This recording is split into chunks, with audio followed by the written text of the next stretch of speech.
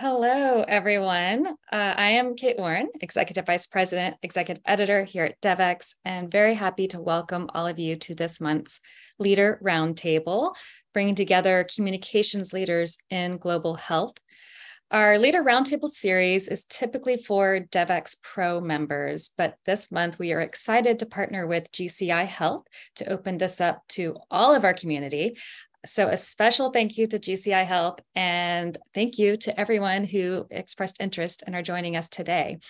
I'm really excited about today's discussion. We have a real who's in the global health space. We are first going to kick off with a discussion with Trey Watkins, who's the Executive Vice President of Global Health and Corporate Responsibility at GCI Health. And then we will head into a roundtable discussion with leaders from UNAIDS, Gates Foundation, the Global Fund, and Organon. Thank you to those of you who submitted questions in advance. We already got a lot of great ones. We will try to work in some of those throughout today's discussion, but feel free to submit any of your questions. You can use that Q&A chat in the bottom of your Zoom screen, and we will try to get to some of those as well.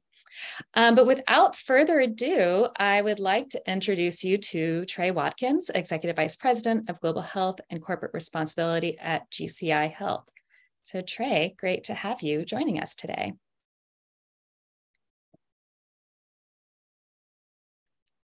Hey, Trey, I think maybe you're muted. I am 4 years into this, and you would think I understood how to do that. Great. Well, it's so good to see you, Trey. Good to see you as well. We actually just saw you. I saw you last week. We were both running around New York with all of the various UNGA and UNGA affiliated events. Obviously, global health was a big part of the discussions with several of the high-level meetings and UHC and TB, pandemic preparedness. So I'd love to just kick off and hear kind of your reflections of all the conversations you were a part of last week. And what are you thinking? What do you think is the current state of global health?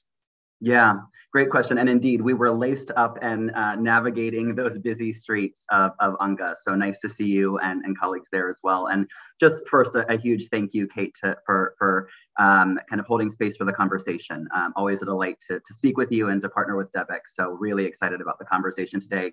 I think it's a really important one that we're having. I think we are, no doubt navigating really tricky waters when we think about the evolving landscape, certainly from a global health perspective, but then made, further complex and complicated by a rising temperature, by geopolitical challenges, by migration, forced and otherwise. And all of these, I think we can all agree, are public health crises, right? And so they certainly came to a head last week, I think, during the UN General Assembly, certainly historic in many ways, certainly with 3 high-level meetings on health held in 1 week. It was historic, not only a historic feat logistically, but also historic in that those conversations were rising to that level politically. I will say, though, I think perhaps on the flip side, historic in, unfortunately, just how flat those political declarations really fell. Certainly in terms of level of ambition and in terms of accountability metrics. I think that's what you see kind of across the board. Certainly some really new ambitious targets from the TB front, but when we think about UHC and pandemic preparedness, I think certainly falling a little bit flatter than we would have liked. And so, as I sit and reflect, we were talking about this a little bit last week even, I find myself cynically maybe a little disappointed that we seem to be having conversations that are reminiscent to 2015, right? And I think that's really relevant for the conversation we're having this afternoon, morning or evening, depending on where folks are tuning in from.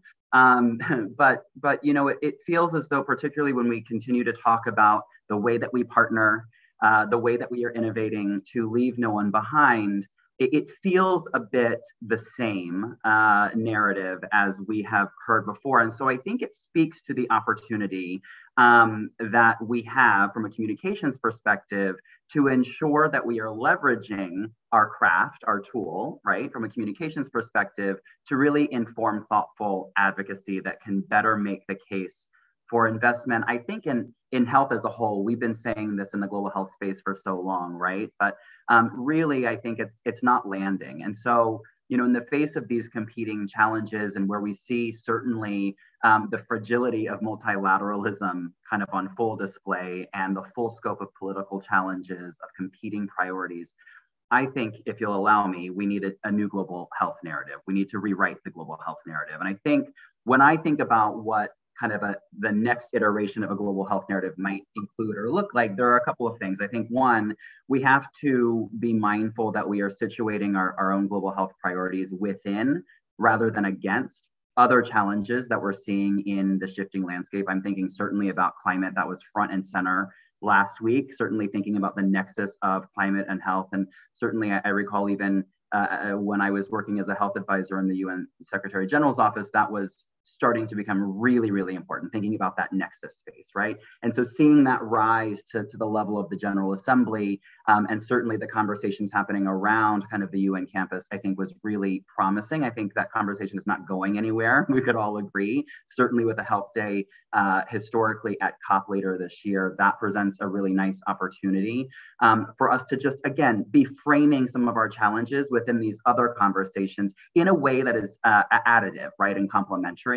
on both sides. I think we have to have a global health narrative, and I think Marshall might talk to this a little bit, but one that resonates, one that is actually relevant to decision makers. I think, there's no shortage of priorities, but there are shortages of resources, right? And so we have to think about how we are telling a story that really lands and resonates. And part of that, the third piece of this, is really developing a narrative that breaks down the silos. I mean, how long have we been talking about in global health, breaking down the silos and paradigm shifts when we shift from MDGs to SDGs?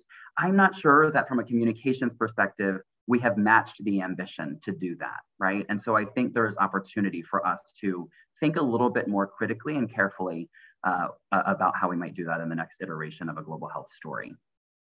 Yeah, a lot of the conversations we had, and even at our Devex summit last week, was we're at the halfway point to the SDGs, nowhere near in progress. In some cases, even have slipped back in progress. And it really requires a new approach, right? And potentially new players, new ways of thinking. And I think you laid out well some of the new approaches we can have to communications. You touched a little bit on, partnerships. So I'd love to hear kind of your thought around where partnerships should go. I personally noticed last week seeing a lot of private sector getting really engaged in these conversations. I know at GCI Health, you work with a lot of private sector organizations, and we'll be hearing from Geraldine as part of our panel, which I think will be a really nice additive voice. And, I think within particularly the NGO world, the private sector is seen as maybe a check writer, right? And I'd love to hear your thoughts on maybe how we should think about private sector differently and how they could play a catalyst role in filling some of these gaps and challenges you addressed. Yeah, absolutely. I love this question. I think, we are living in a time that kind of business and purpose are no longer mutually exclusive. And I think they can't be. Frankly, the stakes are too high. And I think the expectations are rising, right? Across the board, certainly of public and of community. And so, I think as we consider the role that private sector plays, because you're right, I think for too long, we have seen private sector as playing one of two roles. They're either donating products or they're infusing cash, right? And I think gone are the days of those kind of traditional corporate responsibility approaches. In are the days of thinking much more kind of across the business from a sustainability perspective. And listen, there is a lot of scrutiny and question around ESG, right? That is an elephant in the room and certainly taking up headlines. However, I think a few things are clear, right? At the end of the day, the challenges remain and public expectations are rising. And we will not make gains against our global targets if we work in silos. And so we have to think about how we are partnering across the board, private sector and industry included, in a different way. And, a couple of things struck me last week. And again, it kind of goes back to this, like, haven't we had this conversation? Haven't I heard this before? But one where it relates to private sector is that there continue to be this thinking of kind of partner with private sector for innovation, but from a cash perspective, right? And then infuse those investments in public sector. And I think we have to be really honest here, right? I think we all play very unique and different roles. I think public sector can be innovative. I think sometimes they're not set up to be quite as innovative, right? So there are limitations within the system. I think private sector can really be innovative, right? And so I think you'll hear a little bit from Geraldine in that sense as well, just how Organon is thinking about it. But there is opportunity, I think, for private sector to be innovative, both globally across kind of pipeline, but also when they're thinking about local partnerships and investments. It's interesting when we think about so much of the world's population receiving health services through the private sector, right, particularly in sub-Saharan Africa and certainly the Asia Pacific. I didn't hear a lot of conversation about how we're investing in local private sector from an innovation perspective, which I think is such an important piece here. So, a couple of things there. I think that the last that I maybe would say is that, when we think about trust, I think increasingly we see a company's kind of sustainability and citizenship as being key drivers of reputation and trust, right? And so I think there's kind of an interesting balance there when we think about the role that private sector, that a brand can have in kind of informing and influencing behaviors and decisions that will only kind of improve public health, right? Or at least individual health, and then feed into community and public health. Yeah, no, I think that's an interesting point. And I think there's many places where studies show that populations trust private sector companies more so than their own governments, as we think about information or misinformation or disinformation and who's influencers. I think those are all really important discussions and looking at the local level, but then also if your organization is working at a global level, how do you get those global messages across while also localizing it to the communities you work with? So lots of challenges for people who are leading communications right now with so many different crises going on. I think a lot of our institutions are set up around silos, right? And a lot of the funding is set up that way. So just before we move into the panel, I'd love to hear kind of your thoughts on, as a communications professional, how you think about in your own work, breaking down those silos. I mean, you are a global health expert, but now I'm sure you're learning how to also become a climate expert, and how you think about doing that in a way that can allow you to have that expertise that you've developed, but making sure that you are not stuck in that siloed way of thinking and communicating. Yeah, absolutely. It's a great question. I think more and more what we're seeing is that the challenges we are facing are intersectional. And so our responses have to be intersectional. And I think layer on top of that, we all come to any one challenge or issue in a multitude of experiences and identities, right? And so I think there's a challenge, but I would say also a really exciting opportunity, right? To help think through a narrative that is, again, relevant, but is also reflective, right? That is nuanced and inclusive.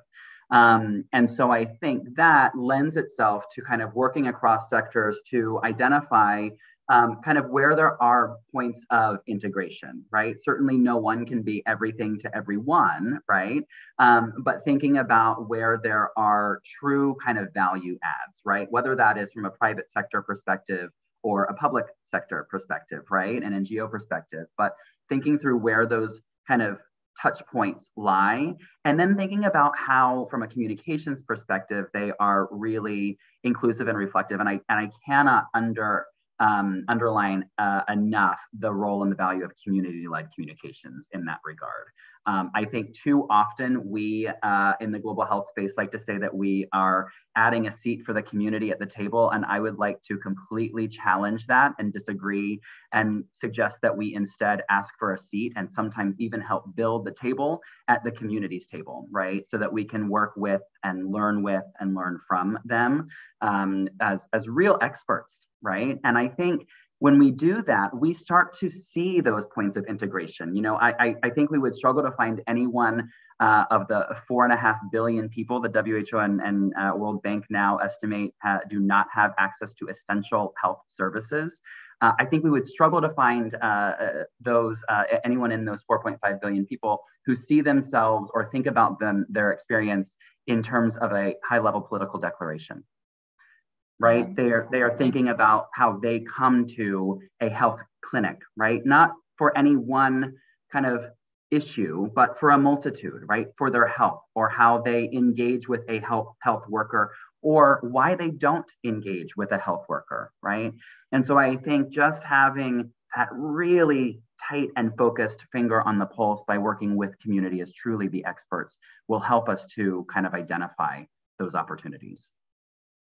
Right. Well, these are all things that I'm excited for us to delve into Likewise. with our panel. So thank you so much, Trey. And I'd love to bring you back towards the end of our conversation to reflect on what these amazing panelists. I'm really excited for this group of people that I think you know well, and probably many people in our audience know of or know well. So thank you, Trey. Absolutely. And then Thank you. Yeah, thank you. So welcome to the virtual stage. We have Ben Phillips, who's the Director of Communications at UNAIDS, Marshall Stoll, who's the President of Intentional and Senior Project Officer for Global Health Communications at the Bill and Melinda Gates Foundation. We have Geraldine Ritter, who's the EVP for Corporate Affairs Sustainability, ESG from Organon, and Christy Fagg, who's the Head of Communications and External Relations at the Global Fund. So thank you all so much for joining us today. I know you're all joining from different parts of the world, but appreciate you being here to share your expertise.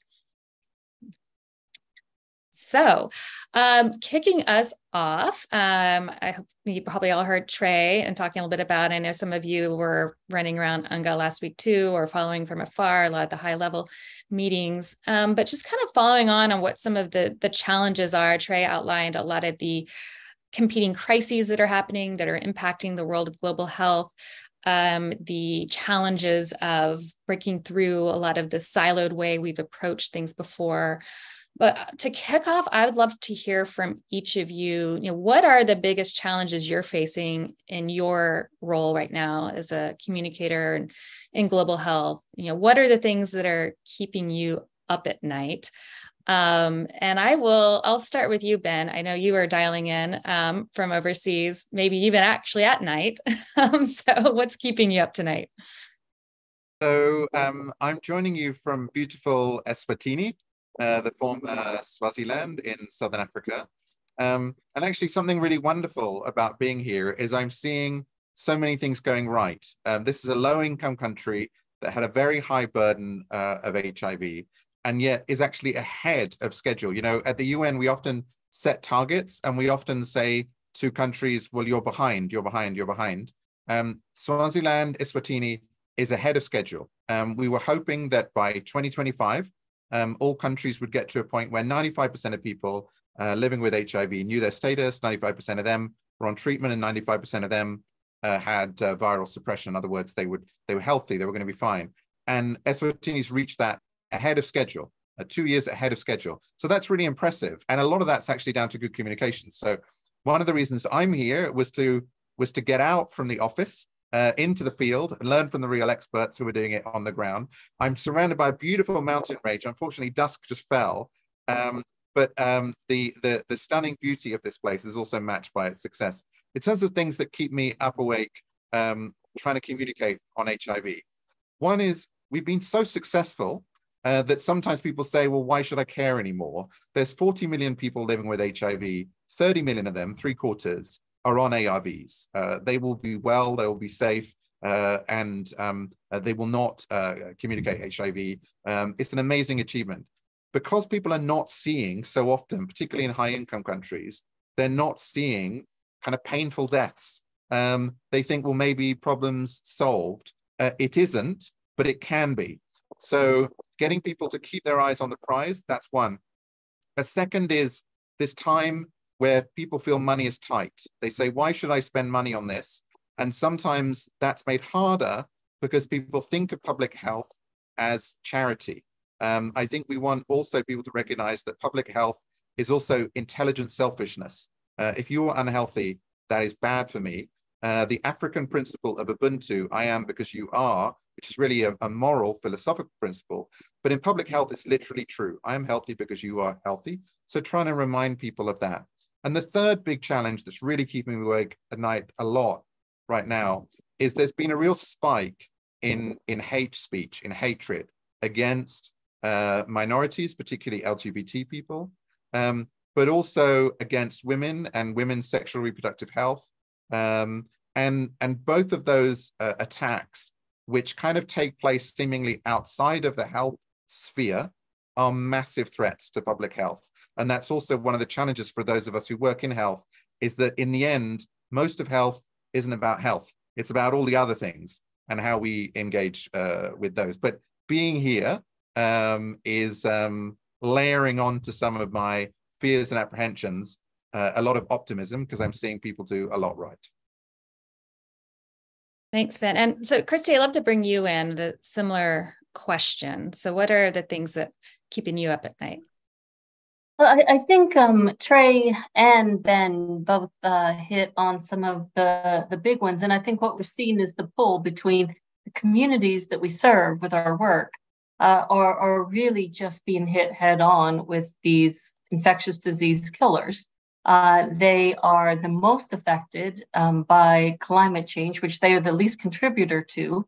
And so that's going to exacerbate, as we've already seen in many of these places, the challenges that they face in trying to keep their populations healthy, get their populations healthier.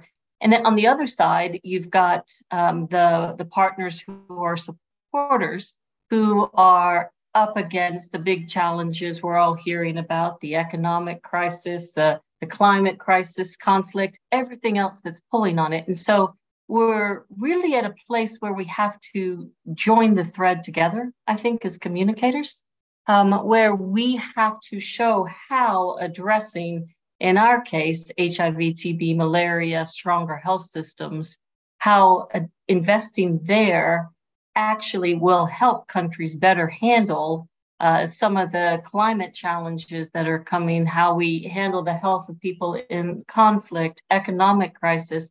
And as Ben said, I think one of the biggest concerns for us, and it's an area Ben and I have worked on together, are the increasing human rights violations and the trends of that across the world. So we really, really have our work cut out for us, and trying to find a way as communicators that we can make all of this relevant and important and help people understand why to invest where in a place that it meets people where they are, I think is the big communications challenge. Yeah, and Marshall, I'll bring you in. I know that's something you talk a lot about, is meeting people where they are, and spend a lot of work, both in your role at Intentional, but also now working at the Gates Foundation on a lot of this really community-led, community-driven communication. So what are some of the things that are top of mind, the challenges you're facing around that? I agree. I mean, I think we in the global health community still act like it's the golden era of aid and development. We still talk like that for the most part. And I agree with Christy and what Trey said. We need to meet people where they are and make our issues relevant to what people are talking about. And so part of that requires us to work harder to understand what's salient in the countries where we're operating. And then find ways to frame our issues in the context of what's important to people. And so I think if we listen to communities more than we listen to ourselves, we'll be in a better place. So I would say that's kind of the first thing. The other thing we have to do is work harder to understand what the priorities of decision makers are. And most of the advocacy and communications efforts we've put out into the world tend to be demand driven. This is what we want, and this is what we need, and this is what's going to happen as a result of it, versus benefit driven. So we have to work harder to know what is important to decision makers and how our work helps them achieve their goals. So I think a shift in framing.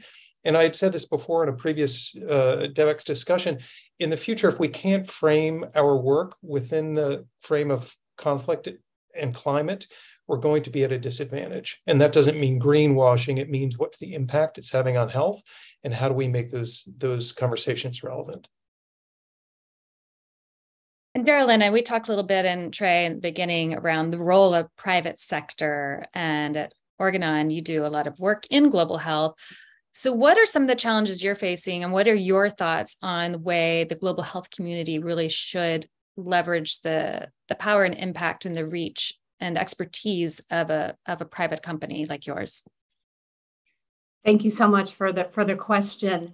For those that aren't aware, our company Organon is only 2 years old. We were spun out of a much larger company that you may know, Merck, for the specific purpose of focusing on women's health. And I really credit our former parent company for recognizing that as their corporate focus had shifted and was increasingly focused on areas like oncology, women's health wasn't getting the investment and the attention that it merited. And they spun off the company to be an independent, freestanding company specifically to focus on women's health. So that is our mission. That is our purpose. We describe our purpose as helping to fulfill her promise, helping women to meet their potential through better health. And it's an exciting mission. And the thing that is distinctive is because we are a new company, we had a chance to build from scratch. We didn't have a board of directors that had been in place for 20 years, and we needed to make incremental changes around the margin. We built our board from scratch. And maybe if you know that, you're not surprised that the average level of female representation on major corporate boards in America, in the United States or US listed companies is 32%. We have the highest rate of female representation in the S&P 500 at almost 70% women on our board of directors. So we had that opportunity from the get-go to say, we are going to walk the talk. Same thing with building our global health strategy. We had a chance to integrate it into every single function, into our corporate mission, into our corporate goals, into our compensation systems from the get-go. So I think that has been tremendously important to us. You asked what are, the things that keep me up at night. And one of the biggest things, to be honest, is frustration, because the needs in women's health are so clear. There are so many women's health conditions that have been underinvested in for years. Rates of maternal mortality are tragically high. Rates of unintended pregnancy, tragically high around the world. And, conditions, widespread conditions like endometriosis, no new innovation, preterm labor, nothing out there for decades. And yet, you look at new drugs approved over the last couple of years, tiny percent of them. I think if you look at last year, 37 new drugs approved, 2 were focused on women's health conditions. And so there's so much need and so much potential. There was a RAND study that said 300 million, which is a lot, but a pittance really in global health terms, invested in women's health would drive a tremendous, I think the stat is $13 billion ROI in increased productivity in the workforce, from women staying in the workforce longer and being more productive and healthy. So the health needs are there, the economic ROI is out there, and yet progress is painfully slow, and in some countries going in the wrong direction.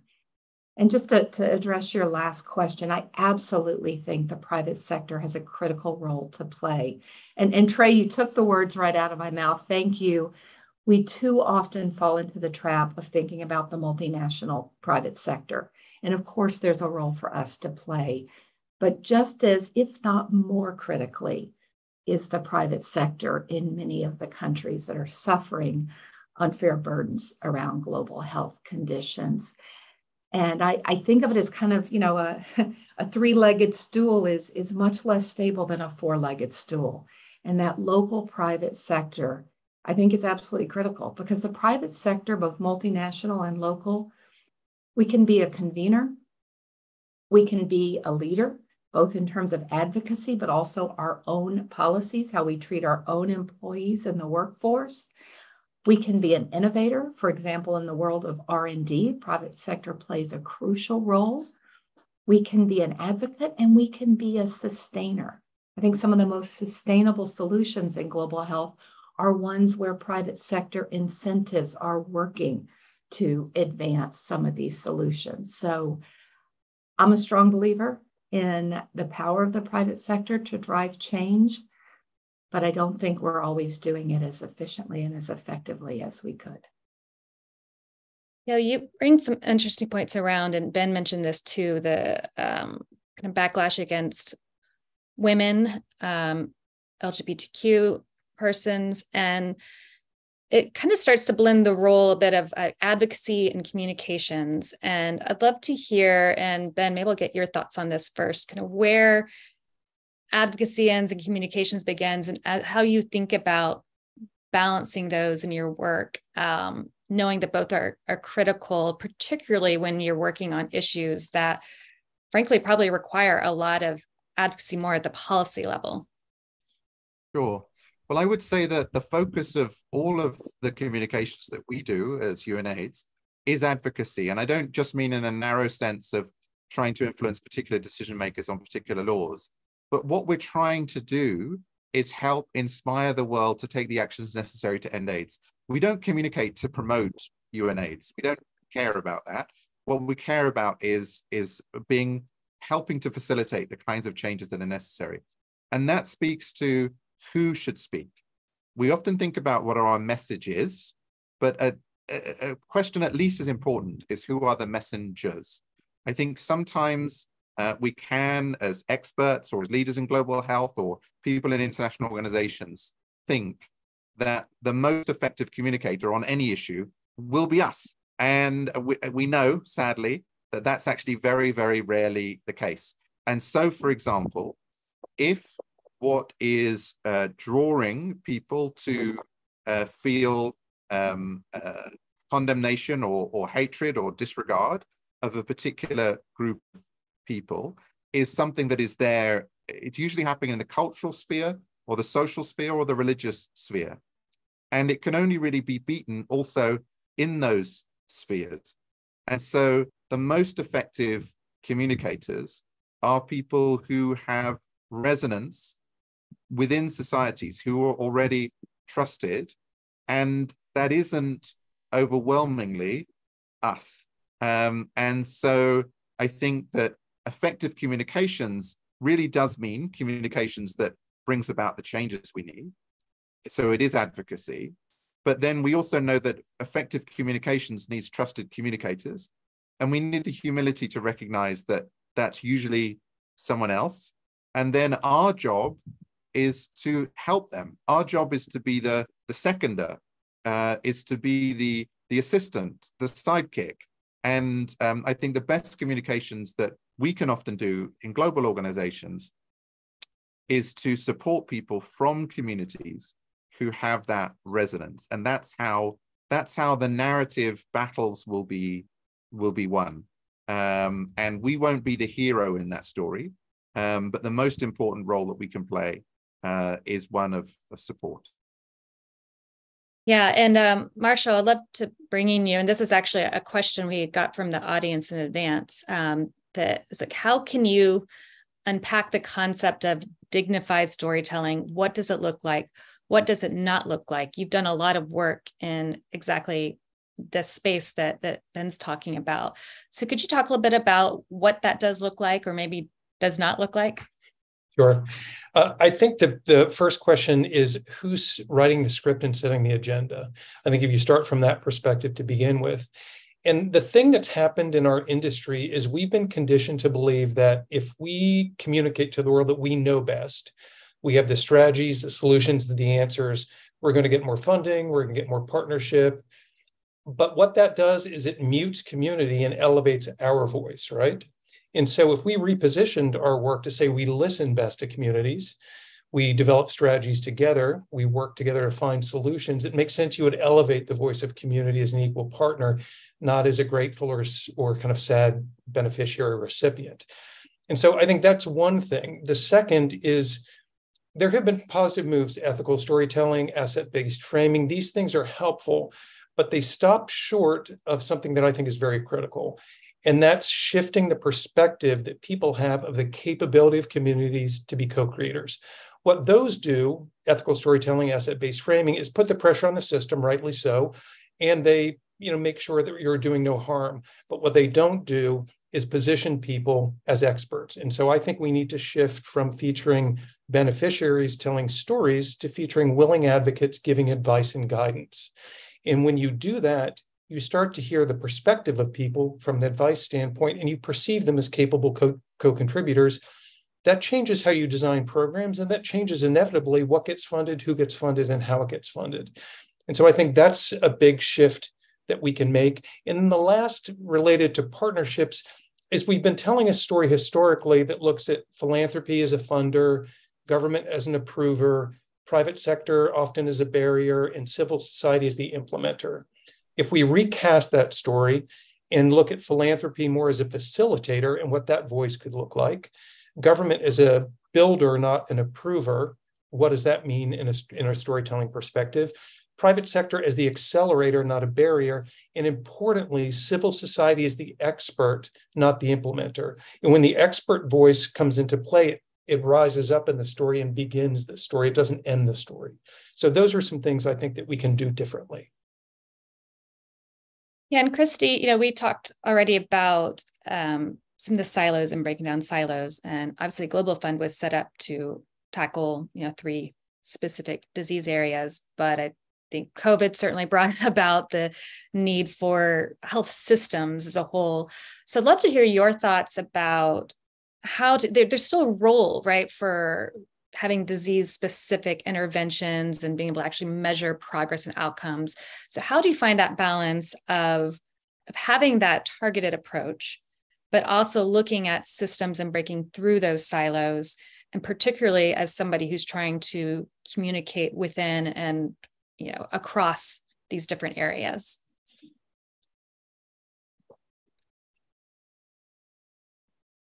As Trey says, 4 years in, we forget to unmute. Thanks for the question, Kate. Yeah, it's a really good question, and it's something that inevitably, when you're working to address HIV and TB and malaria, the things you're putting in place do help strengthen a health system. But we really saw this come to a head with COVID-19. And when the pandemic started, what we heard from the countries where we work, and this is an interesting thing about the Global Fund.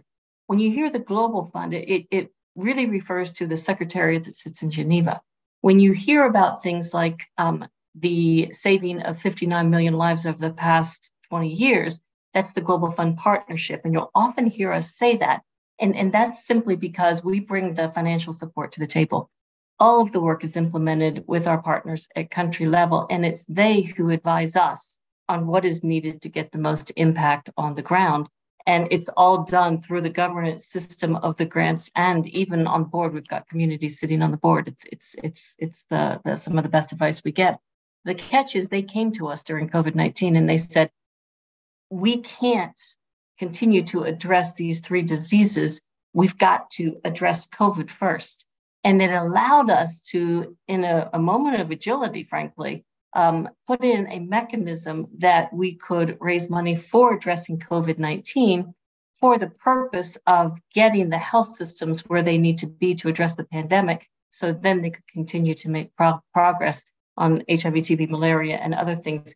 And it's just become very apparent since that having that strong health system is key to addressing HIV, TB, and malaria. And it's the only way that we're going to prepare countries for future disease outbreaks and hopefully not pandemics. But everything that the different pieces all connect back to that strong health system, whether it's the community health workers, whether it's the communities working on the ground, they're all pieces that feed into making a strong health system, which is essential for strong health, which is essential for keeping kids in education, getting people to be able to be productive members of society, and creating strong countries. It all comes back to the health and the health system. And so, Geraldine, I want to bring you in. Trey and I discussed at the top of the session ESG and how it has become a little bit of a political hotspot, and how you think about communicating ESG is very critical to your organization, your company, and its DNA, but also navigating some of the political challenges that term, whether it's specifically that term or your work in general. How do you find that balance to still be effective in your work? And I think you're muted as well, too. I did the same thing. Everyone's in the same boat, so don't worry. I get so excited. I just jump right in. There's maybe I'm looking at the glass half full, but I think there's something positive in some of the pushback around ESG, because it forces us to be rigorous about why we are taking certain actions, why we are setting certain goals, and how we are going about it. And if we truly believe that, for example, making sure we are modeling gender equity, paying our employees equitably between genders, ensuring that women have adequate representation in the workforce, if we truly believe that that is good for our business, our shareholders, our customers, our stakeholders should be thrilled. If it is greenwashing or pink washing or blue washing or rainbow washing or whatever kind of washing people are doing, I think it's good that that is being called out, because for these programs to truly be sustainable, they do have to serve all of our stakeholders.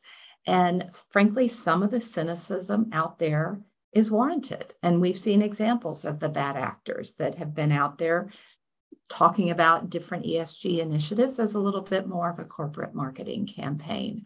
So I think some of the pressure, some of the scrutiny is helpful. What I don't think is helpful is, everything that smacks of social responsibility being thrown in the same bucket and painted with a broad brush as politically motivated. And certainly some of the critics are falling into that trap, deliberately or not. And, I think everyone on this call knows that if you truly have a long-term vision for your business, then you have simply got to take into account the views of all of your stakeholders. Yes, your shareholders, but, I work in pharma. We're a highly regulated business. If I don't care about my reputation with governments and regulators as an ethical company, I'm not going to get the approvals I need. I'm not going to have the trust in the public that I need. Most of our largest customers are governments around the world. So reputation is core to our business, and being a genuine contributor to the health of the society is important for our business in a bottom line dollars and cents term, way of thinking. So, don't even get me started on employee engagement. All of that data is there. Employees want to work for ethical companies that stand for something broader than the next quarter's, profit and loss, or earnings call. So attracting, retaining employees, that's just good business. And I'm not sure we're doing a good enough job telling the story of why a thoughtful ESG strategy is part of a smart business strategy. It's not something separate, as a sidecar over there, like, frankly, a lot of corporate philanthropy used to be. Yeah, sure. That's a tricky needle to thread too, because you could see some groups seeing, oh, well, if it's good for business, then they're just doing it for selfish reasons, rather than, I think, Marshall, you mentioned about the sustainability of getting private sector involvement and not the whims of government funding and political wins. But I do think that's a tricky maybe needle to thread as a communications professional.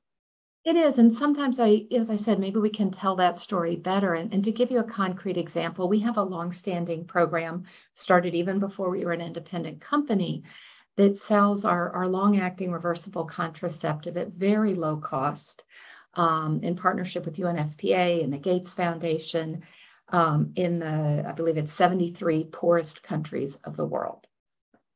And the thing people don't realize is that that is good for us. And that's a good thing because that program is sustainable.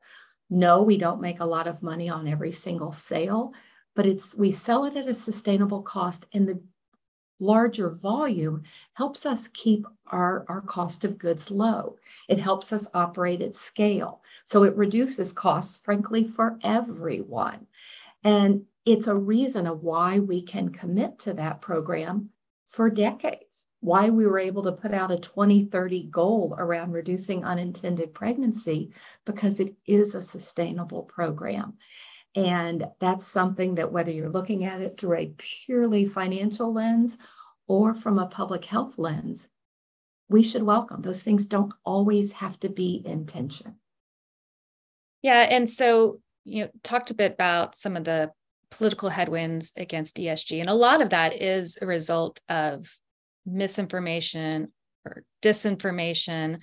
And we did have a question from our audience that maybe, Ben, I'll bring you in on this one first, but about, how communicators can best prepare for this challenge posed by disinformation campaigns, especially during times of crisis or conflict when things are fast moving.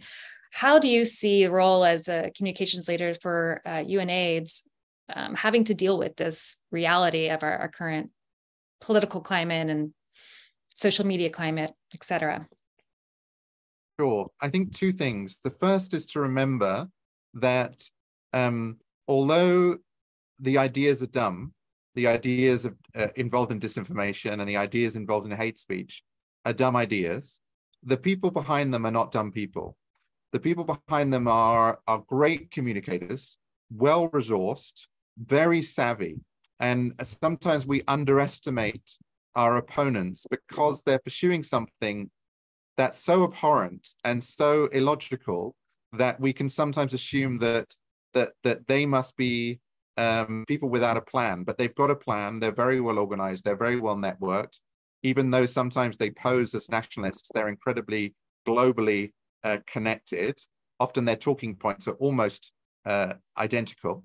And they've tested them. They've road tested them. That goes to a second point, which is that we won't solve this through fact correction. It's not enough. I'm constantly get inquiries where people say, so-and-so has just announced that they have a cure for HIV. Do they? And I have to go, no. But it's not that one rebuttal that's gonna fix it. Need to think about what is it that persuades people? Who is it that persuades people? Don't get down and dirty in the mud. One of my favorite sayings is that you should never wrestle with a pig because you both get dirty and the pig enjoys it. So I think that sometimes in the disinformation, one, we underestimate our opponent, and two, we think that what we need to do is to be there directly and loudly responding to their lies, which often just means amplifying their lies. I think instead we need to be building a counter narrative. And even more importantly than that, we need to be supporting a whole range of people who are building their own narrative. I'll give you one example of that I thought was brilliant. So a colleague of mine who was working for the WHO, he found that in the place where he was working, which was in Liberia, in a particular village, a lot of women were dying because the only care that they were getting in childbirth was from a particular faith healer. So he went to this faith healer and he said, how about we work together? How about these women come to the hospital and you come and you do your incantations in the hospital and we do it as a team? And he said, for the faith healer, it's brilliant because the faith healer's results now were phenomenal. And for him, as a public health person, he didn't care who was getting the credit. He was just determined to save women's lives. So I think that we need to be creative and thoughtful and work with the cultural grain. Here I am in Eswatini, we were talking about how do they challenge hate speech? How do they build inclusion? And they build it with very, very simple ideas like every person is a person. We're all people. We must be treated as people. And saying, you know, everyone is Swati. Everyone is from this country. Everyone belongs. The trans organization in Eswatini is called Trans Swati, which I just thought was so beautiful way of making that connection. And most of what we need to do isn't fact checking. It's about keeping people together and keeping that line of trust. I think if we see that as our job, we'll be much more effective than if we think that what we need to be is a 24/7 fact check machine. Yeah, and I think that brings the importance of influencers, right? And I think our communications have become very democratized with social media. So I think there's a lot of opportunity for, you know, rethinking, redefining who those influencers are. So Christy, I will bring you in first, and then I'd love to hear your thoughts on this, Marshall, too. How do you think about who the influencers are to best reach communities you're working in that can build that trust that is so necessary? Thanks, Kate. Yeah, it goes back to the whole concept, I think, of strategic communications, doesn't it? You know, once we have that clarity of what we want to accomplish, and the second most important thing I would say is who has the power to make that happen, then we actually can get to the communications part, which is, you know, what is the message they need to hear to be convinced to take action, and who is the person they listen to? You know, this could vary across an entire spectrum. I mean, it could be a news outlet. What do they watch, read, or listen to? It could be street theater. It could be faith-based leaders convincing them of a different approach to something. I think what we really have to do to figure out who is influential is figure out who we're trying to reach.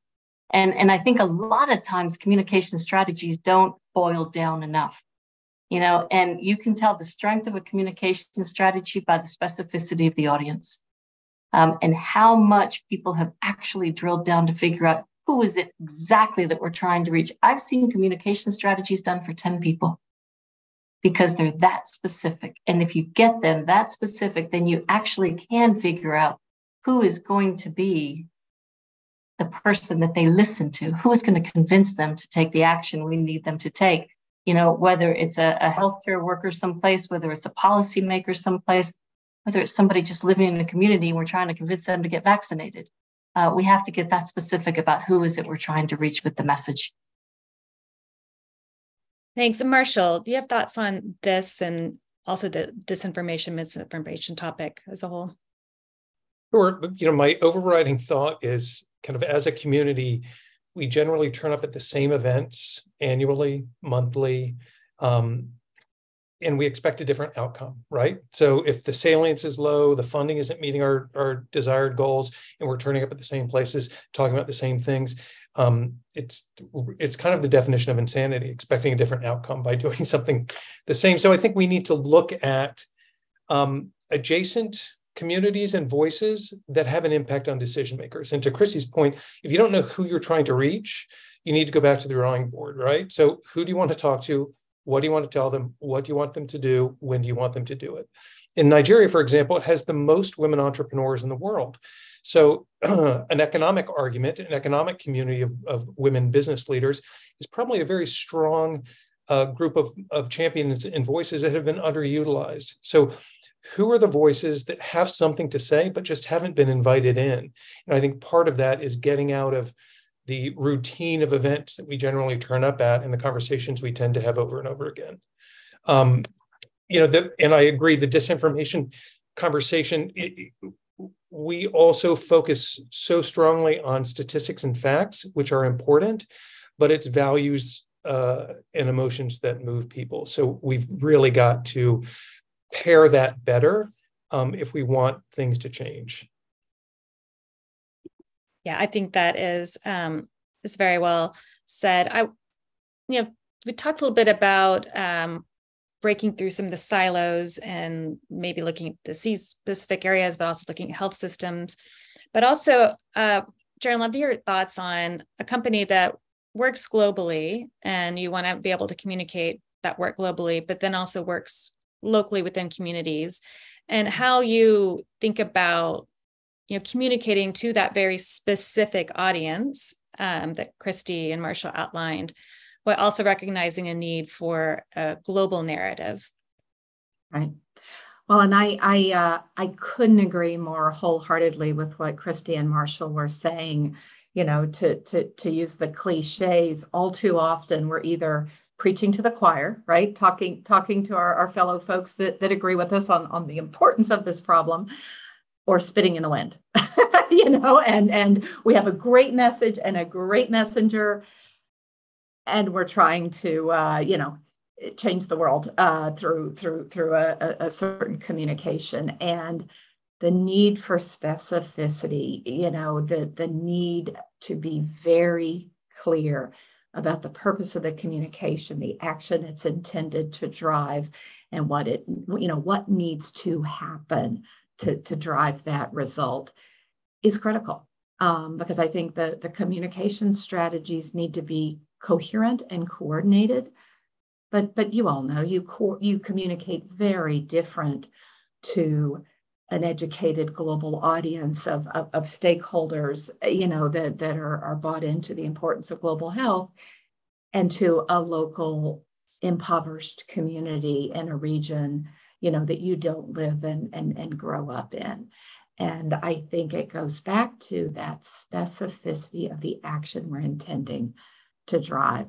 So we have a new initiative called Her Plan is Her Power. And it's around unintended pregnancy. And very deliberately, we've got some global partnerships with UNFPA, for example. But it was absolutely important to our board, to our CEO, that the bulk of this program be hyper local.